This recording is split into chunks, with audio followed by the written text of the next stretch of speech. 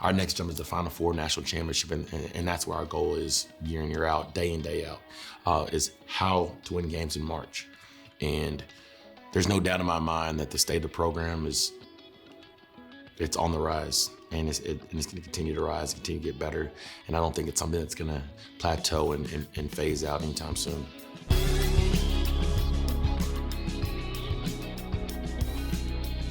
Man, Ron, it's been a long time since you've been around Arkansas. Yeah. Can you believe you're sitting in the locker room right now talking to me as a Razorback full-time assistant coach? I mean, it's surely full circle. Obviously this place has changed a little bit. It's got some facelift done.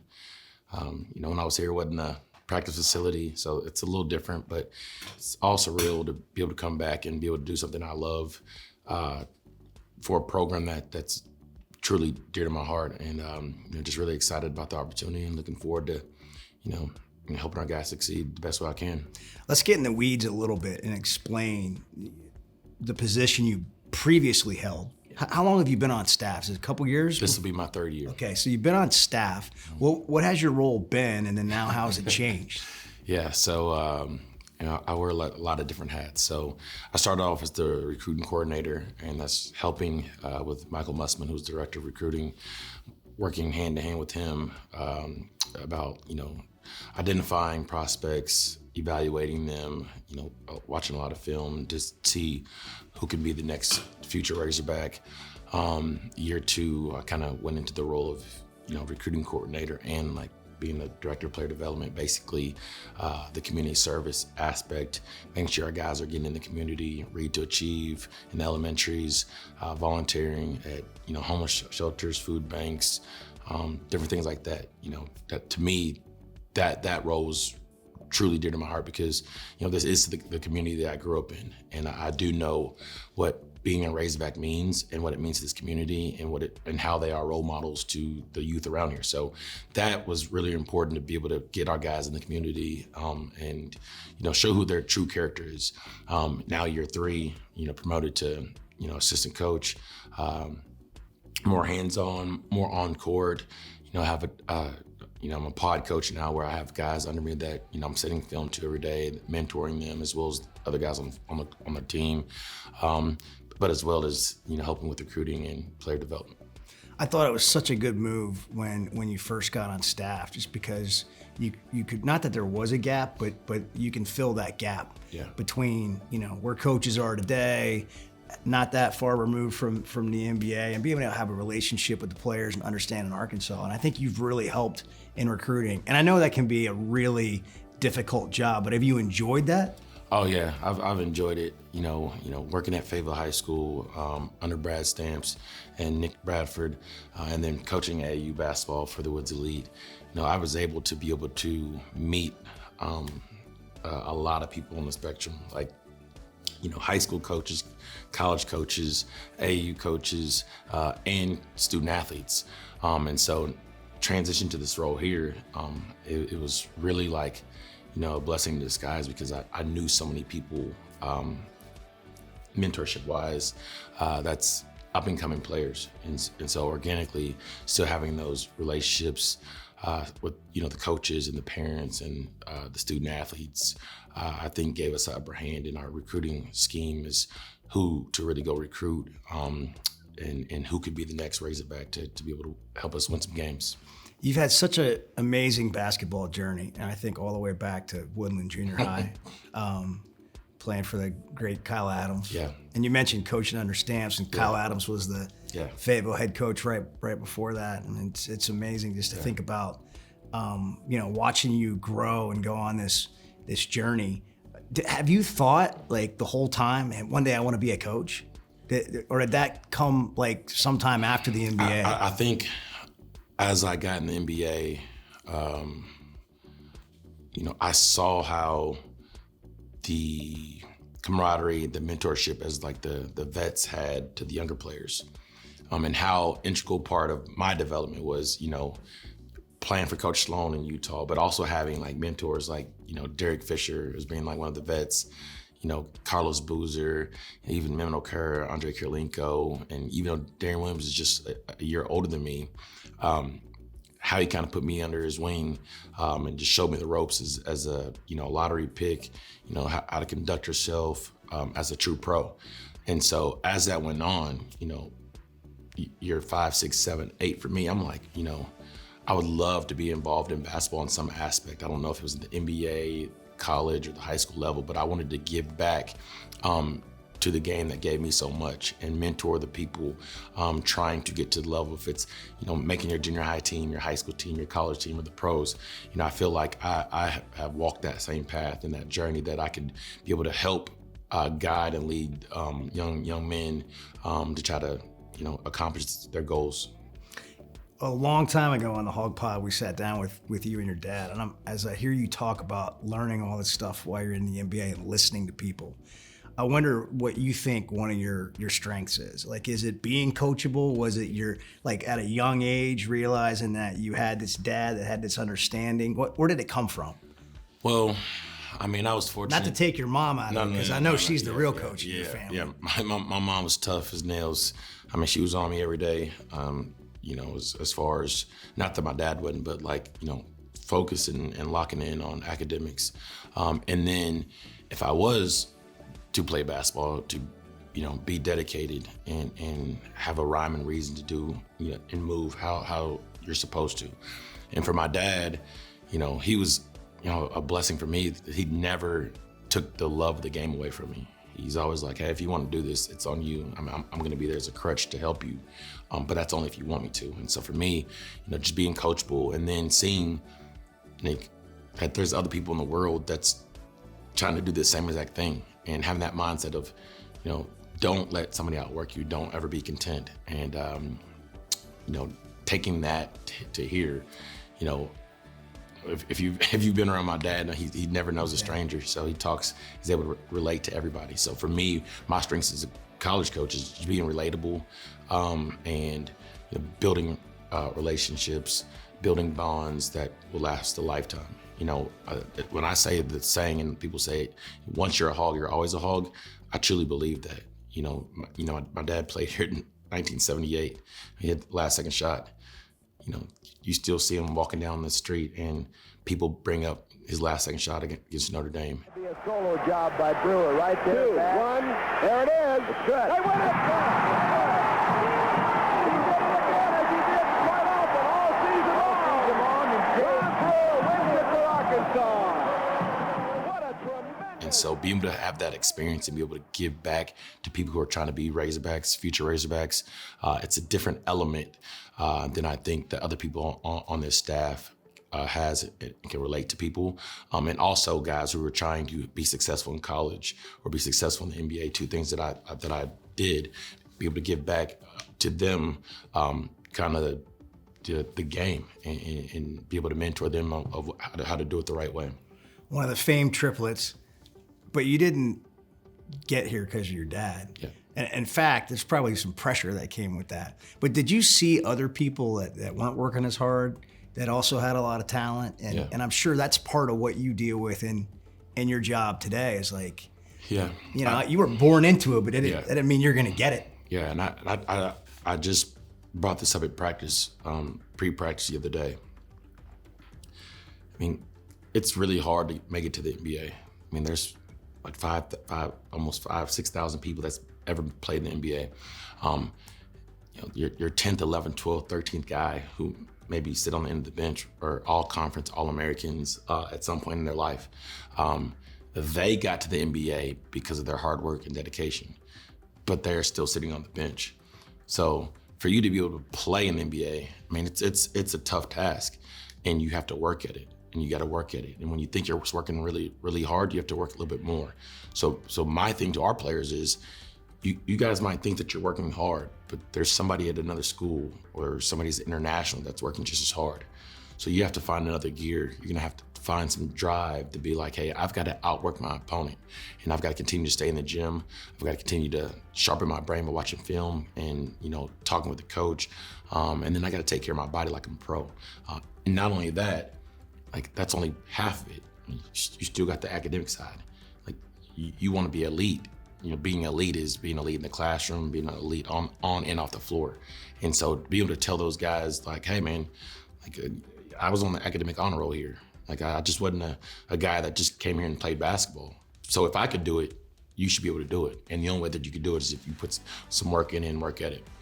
What do you think the hardest part or point of your career was? Junior high, high school, you're getting recruited in high school. I mean, you're first team All-SEC twice at Arkansas, averaged 15, almost 16 a game.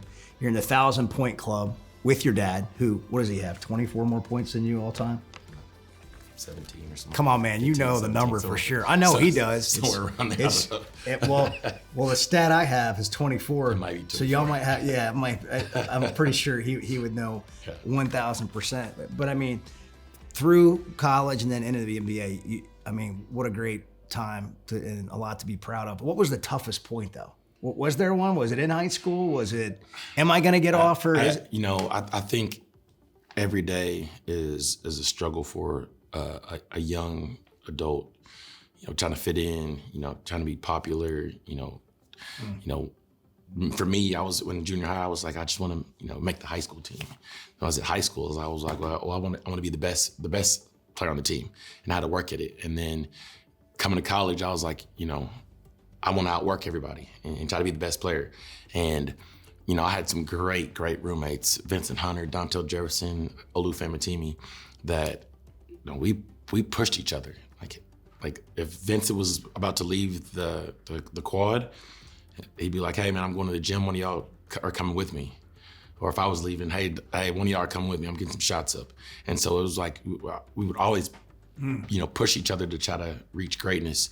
But the toughest part for me would have to be in the NBA because, I played the game of basketball because I love the game of basketball. I enjoyed it every day. I loved the grind. I loved, putting a hard day's work in, being like, hey man, I got better today. But like my rookie year was probably the toughest, year of my life just because, I was making $2 million and everybody thinks that you're so happy. Like you made it to the NBA, you're making all this money, but I wasn't playing that much. So I went from, in college, leading the SEC in scoring, led our team in rebounding and assists and steals and all these great things. And, playing in front of 20,000 fans at Bud Walton, you're on the, mountaintop. And then I go to Utah, you're playing in front of 20,000 fans, but I'm on the bench the whole entire time as a lottery pick. And, only played about half the games. And so I was very, very unhappy.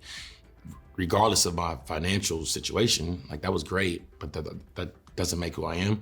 I love basketball and I played the game because I loved it. And so that was a great learning experience because, just playing under Coach Sloan, he taught you like what it meant to, be a true pro and to bring your lunch pail and your hard hat every day because you never knew if tomorrow was promised to you.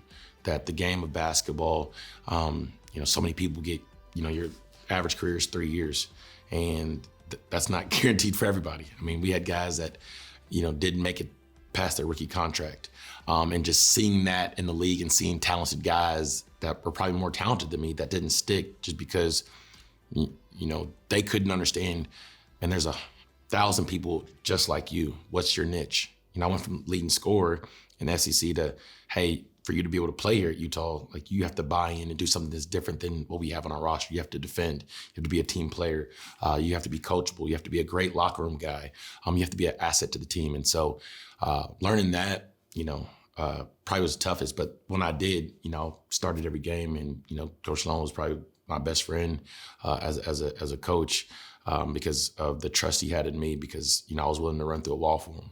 Well, at some point in your NBA career, your niche became lockdown defender. Yeah. Take pride in it. You're guarding Kobe. You're guarding LeBron, at least for a good percentage of the game. Mm-hmm. I mean, if you hadn't gotten that, you were leading scorer in the SEC. Now your job's it doesn't matter if you score 5 points. Yeah. Well, what I really need you to do is guard this guy. Yeah.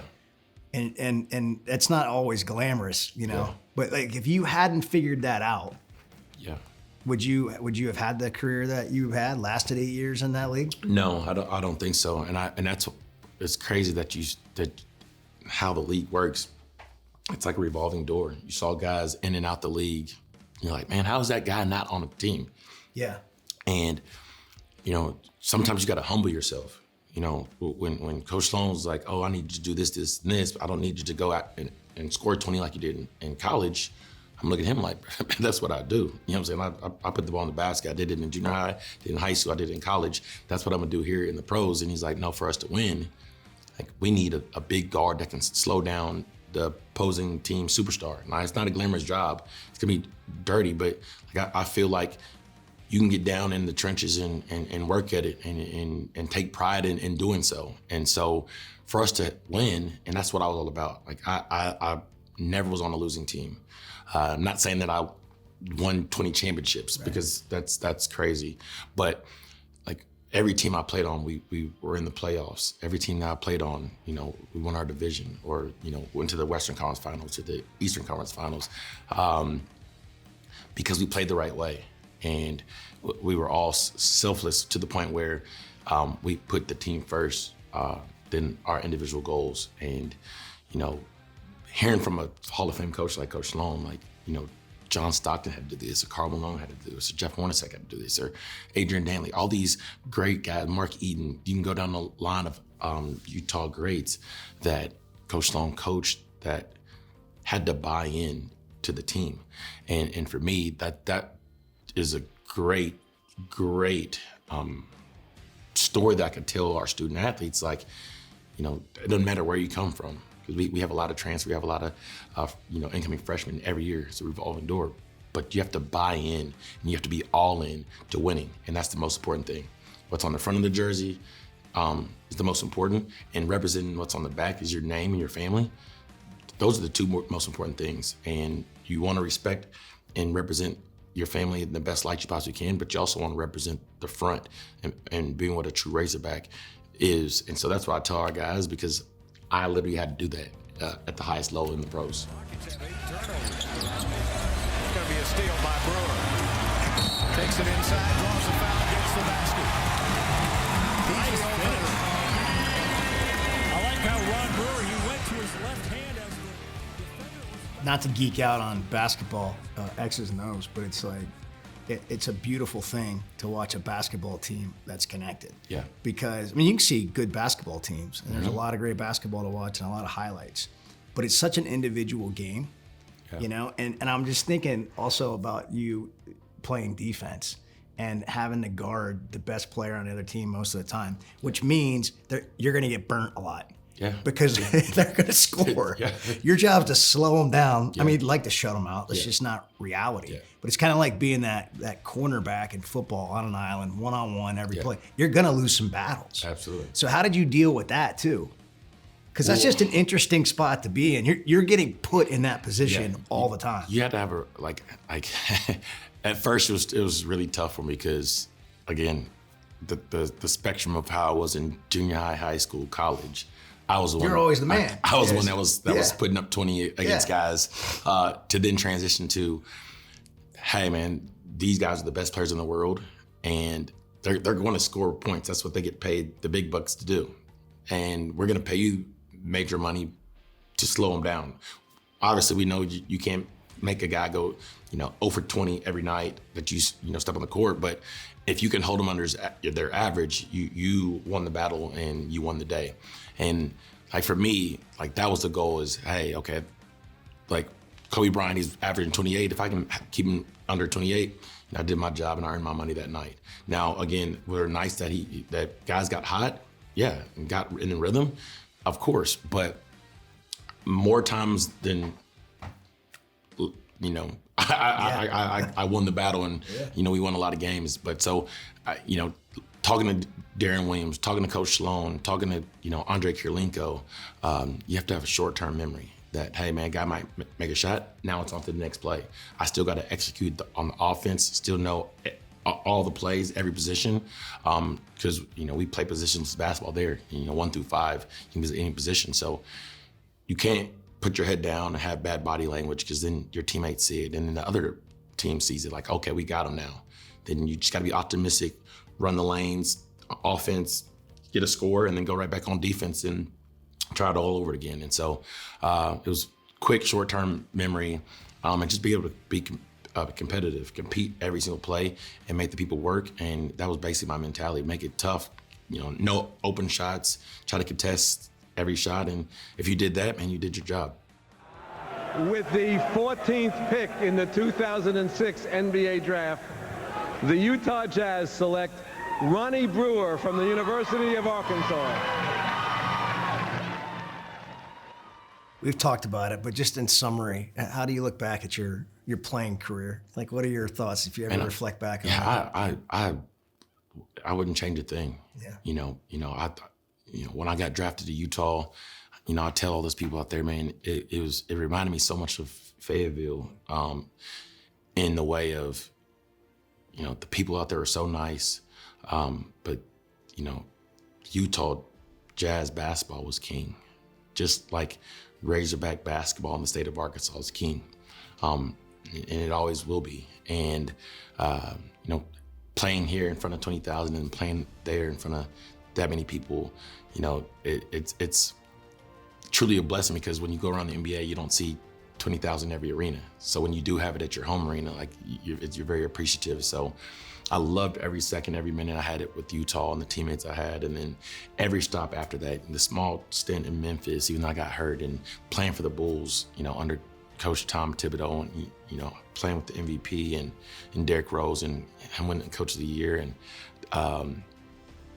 making to the, Eastern Conference Finals, losing, and then, with Utah going to the Western Conference Finals and losing to the Spurs. And then every stop after that was great. If it was New York, Coach Woodson, who's at Indiana, or Oklahoma City, playing with Durant and Russ, Durant winning the championship under Scotty Brooks, or, at Houston under Kevin McHale, was Hall of Fame basketball player. Every stint that I stopped at was great. And I learned a lot, and, wouldn't change anything for the world. That's gotta be one of the most difficult days when you have played basketball your whole life. Yeah. And you're like, okay, my time in the NBA is over. Yeah. Had a great 8-year run, got everything I could get out of it. What was that transition like? What were you? It's funny that you said that, because I remember being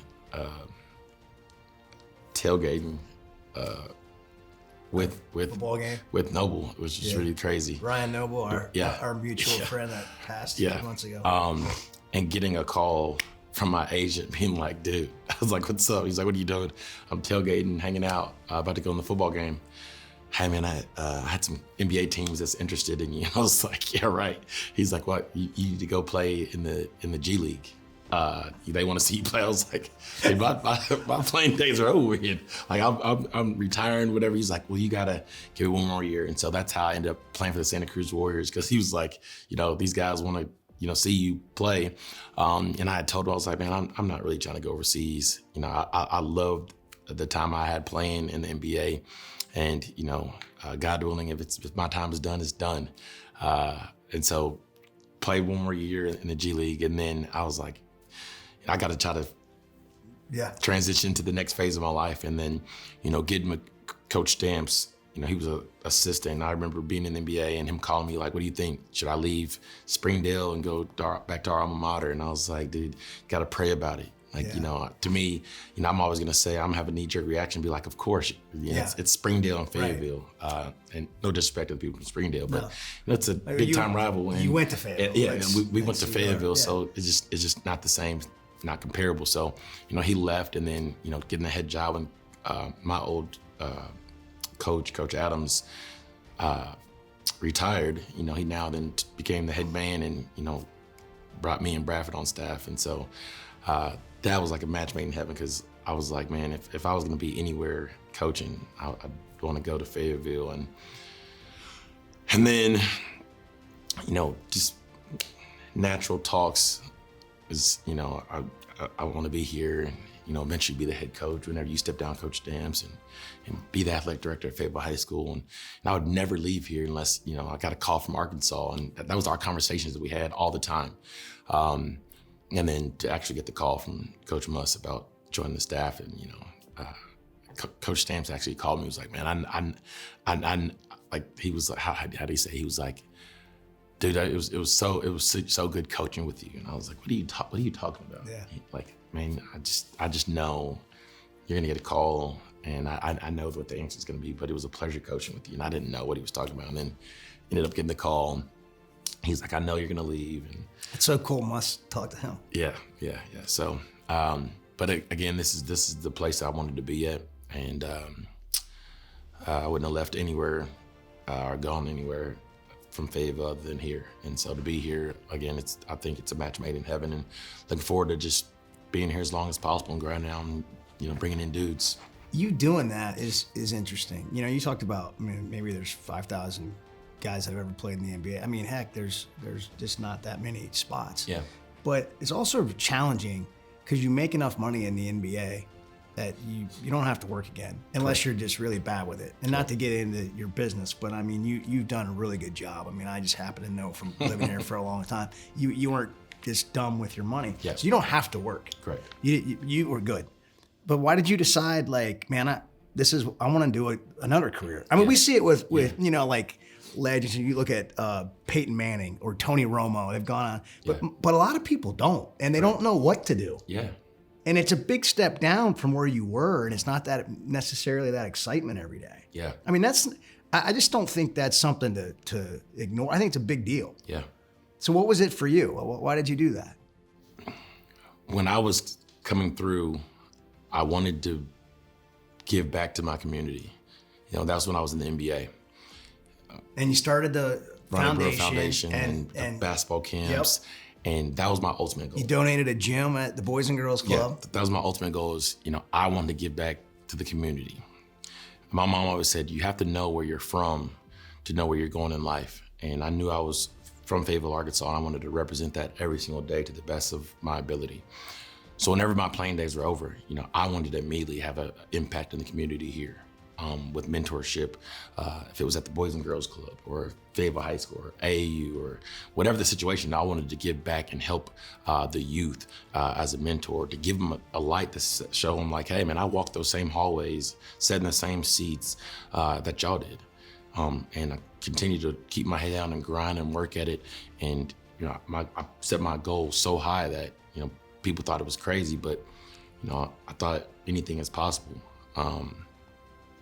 To then, get on staff as a Razorback, it's like, what better place to be able to tell my story to guys every day.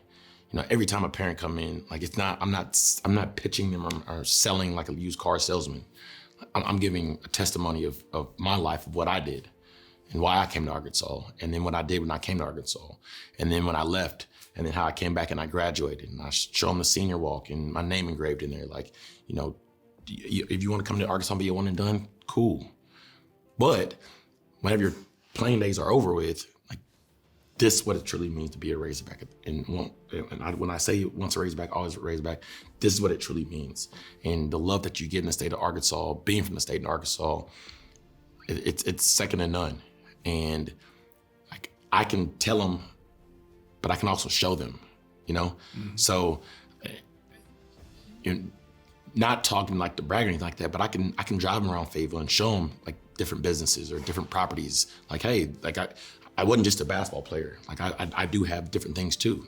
Right. And so it's different variables that I can show them about real life and how coming to the University of Arkansas helped me achieve what I wanted to achieve in real life. And so, I could have been doing anything in the world. I could have been living anywhere in the world, but this is home to me. And like I said, you've got to know where you're from to know where you're going in life. And I wanted to come back home and be a mentor to people trying to walk the same path.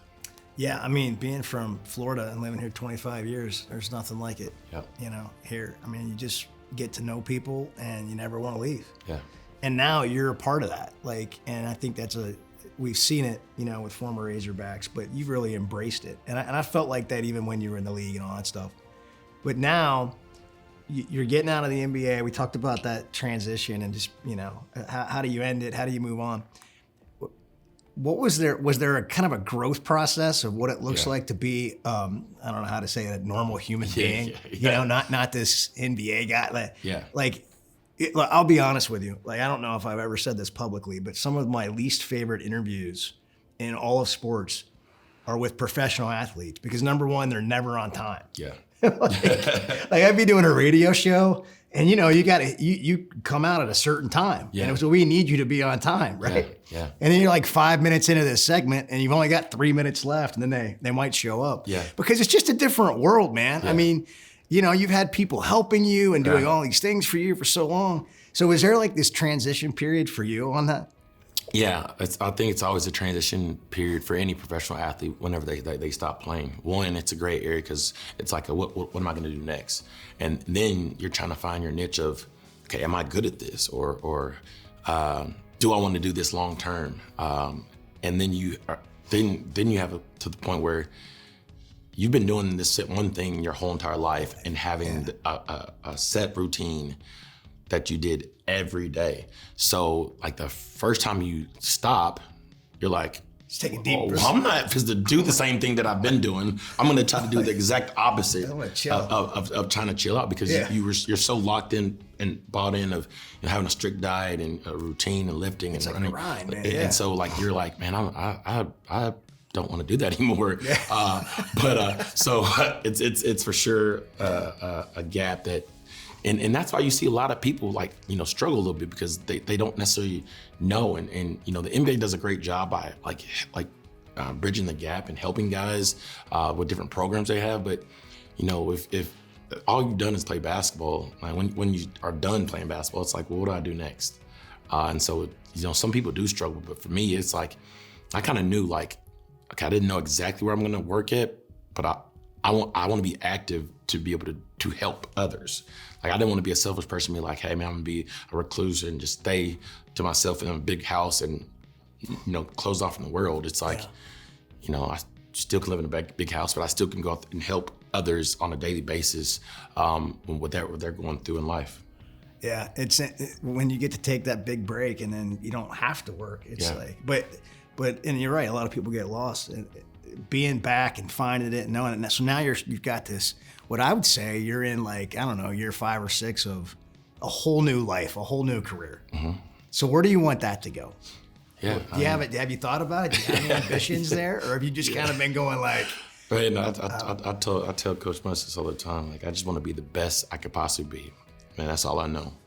I'm competitive. I have a chip on my shoulder. I got to the NBA because I worked extremely hard and I grinded and I made it out the trenches. And so for me, I want to be a sponge and learn as much as I possibly can from Coach Musselman, learn as much from Keith Smart. Those are two guys that, if you look at any staff in the college realm, basketball-wise, there's not 2 former head NBA coaches on any roster, any staff in America.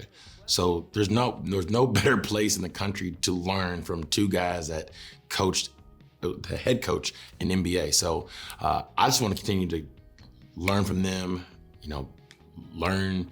I've got so many years of experience, what they did in the NBA and transition on how to help myself be the best possible coach I can be, and just keep on working my way up.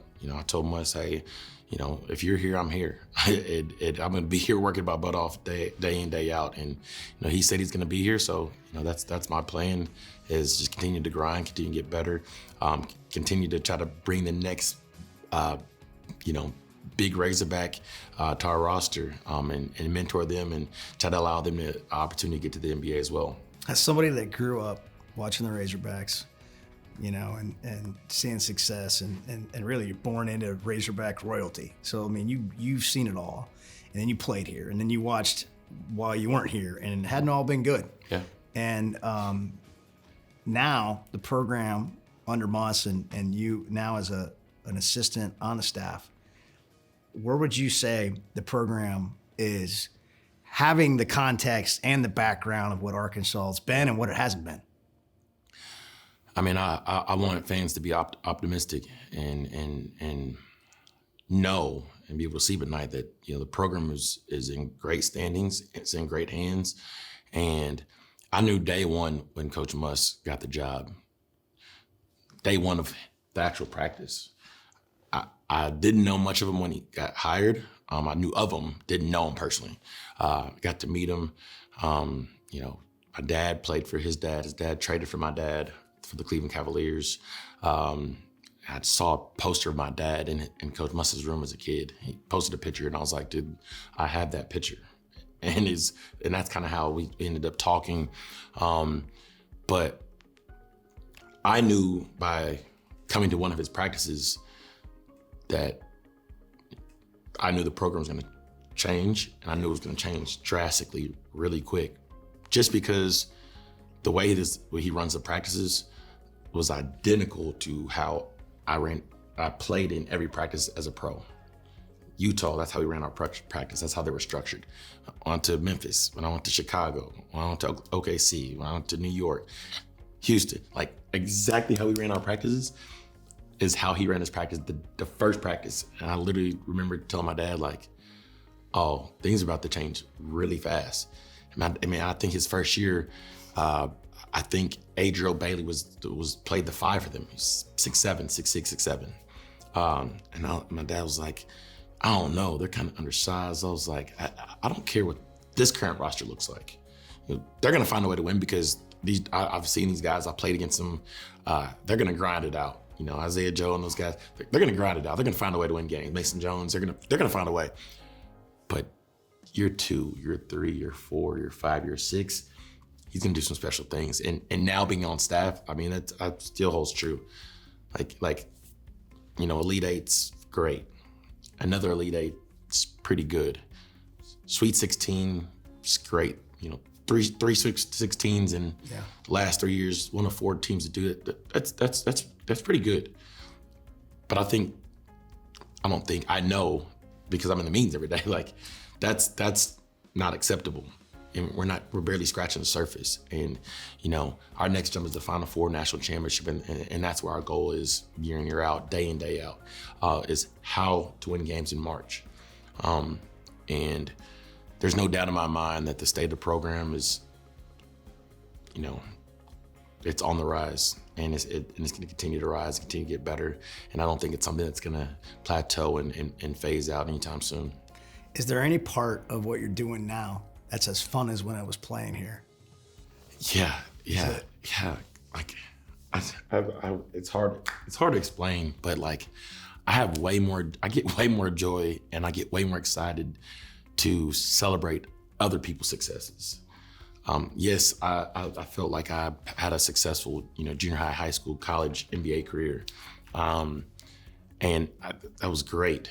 But to be able to see guys come in as kids and leave as young adults, and to see their personal development on and off the floor, and then to see all the hard work pays off in the game, and then to see the joy that the guys have in March when they win. Like, I didn't experience that in college. I didn't go to Elite Eight or twice or the Sweet 16, but to be able to like a guy like Devo Davis, he's got 90 wins as a college player going into his senior year. And not only does he graduate, but he has the opportunity to go to 4 straight NCAA tournaments and potentially, 4 straight Sweet 16s or 3 Elite Eights. Who knows what this year unfold, but to see him, he played for the Wings and the Woods, our AU program. So to see him as a young kid, what he's doing now, and the joy that he has, and making big shots and having big games, to me that means way more. Means the world to me, seeing our young student athletes have success and succeed on and off the floor. Do you love it enough to do it for a long time, to maybe be a head coach one day? Yeah, that's the goal. Yeah. That's the goal. Yeah. And I love working for Coach Muss. I love learning from him and Coach Smart. But one day, hopefully I learn enough, and I can hopefully one day maybe be a head coach. So that's the goal. Well, you certainly just took the next step, man, on the new journey. So congrats on the new role. Thank you. So I ask all Razorbacks this now on this podcast. At the end, I'll just be like, man, when your time here is over, and it's been over once and come back, it really hadn't been over, but you're back working for the Razorbacks. how do you hope Razorback fans remember not Ron Brewer, but Ronnie Brewer? Well, hopefully as a player, hopefully I gave them some good moments as a basketball player because I left it all on the floor, offensively and defensively. I wanted to be an impact, and I wanted to do it my way. I wanted to not be, that's Ron Brewer's son. I wanted to write my own legacy, and I feel like I did that as a player. Now as a coach, I want to help young men reach the success that I had and surpass that in the NBA.